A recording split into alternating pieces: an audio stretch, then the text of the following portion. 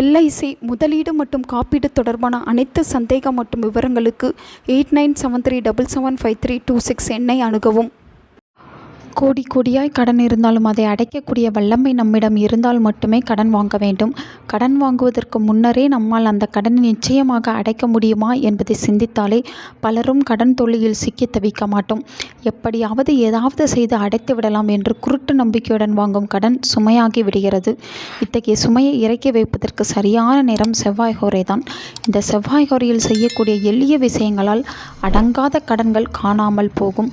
கடன் தீர செவ்வாய் ஹோரையில் செய்ய வேண்டியது என்ன, அதுவும் நாளைய தினம் தை மாதத்தின் கடைசி செவ்வாய் அன்று செய்ய வேண்டிய பரிகாரம் என்ன என்பதை பற்றி தான் இந்த வீடியோவில் நாம் பார்க்க போகிறோம்.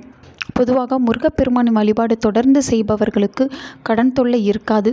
செவ்வாய்க்கிழமையில் முருகனை வழிபடுபவர்களுக்கு பண ரீதியான பிரச்சனைகள் தீரும், வருமானம் அதிகரிக்கும், வீடு கட்டும் பாக்கியம் உண்டாகும். ஒவ்வொரு செவ்வாய்க்கிழமை அன்றும் முருகன் கோவிலுக்கு சென்று மனதார கடன் தீர வழிபட்டு வாருங்கள்.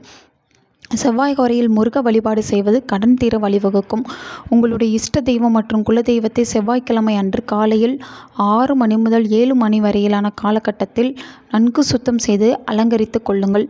பின்னர் சுவாமி படத்திற்கு முன்னர் பாசிப்பயிறு மற்றும் வெல்லம் கலந்த பாயாசம் தயார் செய்து நெய்வேத்தியம் படையுங்கள். பின்னர் சுத்தமான விளக்கில் நெய் ஊற்றி தீபம் ஏற்றி மனதார கடன் தீர வழிபடுங்கள். விரைவில் கடன் அடையும். செவ்வாய் ஹோரைக்கு மகத்தான சக்தி உண்டு. செவ்வாய்க்கிழமை பொதுவாக நல்ல காரியங்கள் செய்யக்கூடாது என்று கூறுவார்கள்.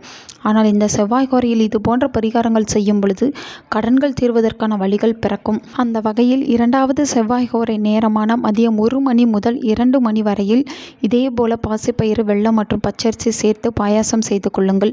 இதை பூஜை அறையில் இஷ்ட தெய்வத்திற்கு முன்பு படைத்து வழிபட்டு பின்னர் பசுமாட்டிற்கு தானம் செய்ய வேண்டும்.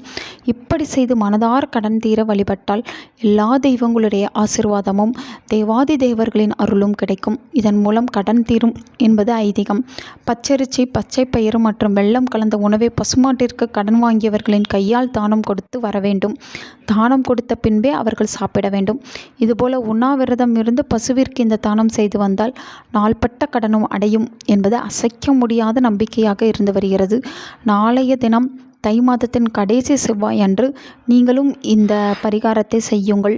அதுவும் செவ்வாய் ஹோரையில் செய்து பாருங்கள். உங்களுடைய கடன் நிச்சயம் தீரும். நாளைய தினம் மட்டுமல்லாமல் அதற்கடுத்து வரக்கூடிய செவ்வாய்க்கிழமைகளும் நீங்கள் இதுபோல பரிகாரத்தை செய்யலாம். நல்லதே நடக்கும். உங்கள் நண்பர்களுக்கும் உங்கள் உறவினர்களுக்கும் இந்த வீடியோவை ஷேர் பண்ணுங்கள். அவங்களும் இதை பற்றி தெரிஞ்சுக்கிடட்டும். ஆன்மீகம் டிவி தமிழ் சேனலை சப்ஸ்கிரைப் பண்ணுங்கள்.